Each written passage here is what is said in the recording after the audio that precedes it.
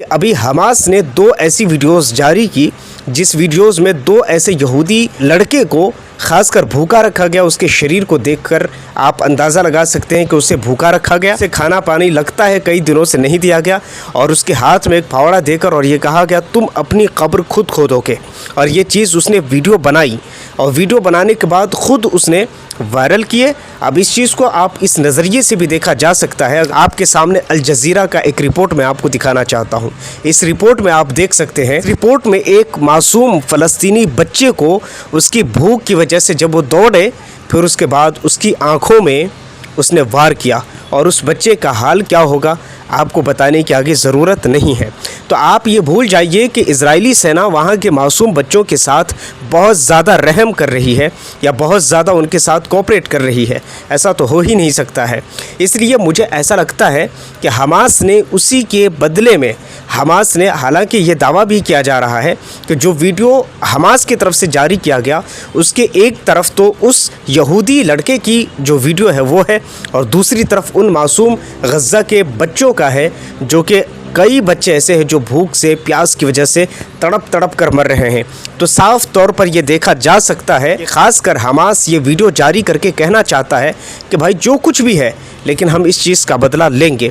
हम ये नहीं कहते कि वो बड़े स्तर पर बदला ले रहा है, लेकिन इतना ज़रूर कहा जा सकता है कि चाहे उनके बस में जो हो उसी स्तर पर इज़राइल को वो सबक देना चाहता है कि अगर तुम करोगे तो शायद हम भी खामोश नहीं बैठेंगे। उसी के साथ अगर बात करें बेंजामिन नेतन्याहू की, तो नेतन्याहू के खुद अपने ही पूर्व कई अधिकारी हैं जिसने करीब बताए जाते हैं कि 6000 की संख्या में उन अधिकारियों ने मना किया उन्हें कि भाई आप जो कर रहे हो वो ख़त्म कर दो, अब हमास हमारे लिए कोई ख़तरा नहीं है। हालांकि मैं आपको बता दूं ये बहुत पहले की रिपोर्ट है।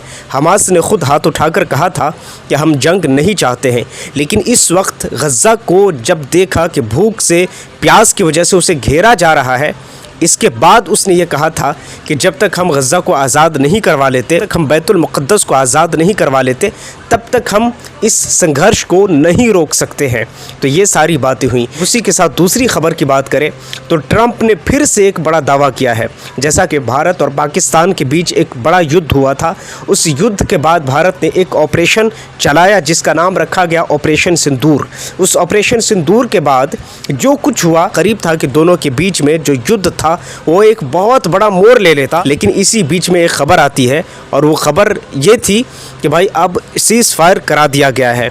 लेकिन बात यहीं ख़त्म नहीं होती, बल्कि सीज़ फायर के बाद जो ट्रंप का दावा किया जाता है वो ये होता है कि भाई सीज़ फायर किसी और ने नहीं, मैंने कराई है। तो अब आप इस चीज़ को अंदाज़ा लगा सकते हैं, ये चीज़ ट्रंप एक नहीं दो नहीं बल्कि कई बार रिपीट किया हुआ है कि भाई उन दोनों के बीच में जो भी सीज़ फायर हुआ है वो हमारी वजह से हुआ है, वो हमने कराया है। हालांकि मैं आपको बता दूं कि भारत इस चीज़ को लेकर के शुरू से नकारता रहा है। हालांकि इस बीच में भारत के लोगों में ज़्यादातर ये बात मानी जा चुकी है कि जो कुछ भी हुआ है शायद ज़्यादातर 99% या 95% जो हाथ है वो ट्रंप का ही है इस युद्ध को रुकवाने में। उसके पीछे सबसे बड़ा कारण ये है कि भारत ने बहुत ज़्यादा देर कर दिया इस चीज़ के जवाब देने में।